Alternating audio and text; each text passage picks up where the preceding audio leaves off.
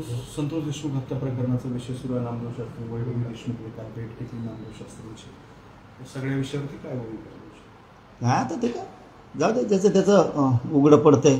काय त्याच्यावर आता जे बोलायचं आहे ते बोलून गेलेले आहेत.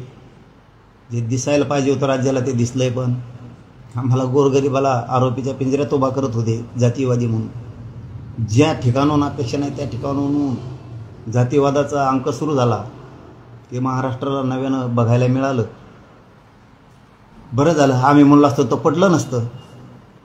आम्ही किती छाती टोकून सांगितलं आम्ही नाही जातीवादी, नाही जातीवादी, आम्ही गरिबांसाठी काम करतो, तरी पण आम्हाला जातीवादी ठरवलं जात होतं. बरं झालं, राज्यासमोर काय चित्र आलं, टोळीनं त्या एक चित्र तयार केलं. कुणाकुणात खरा किती ठासून जातीवाद भरलेला.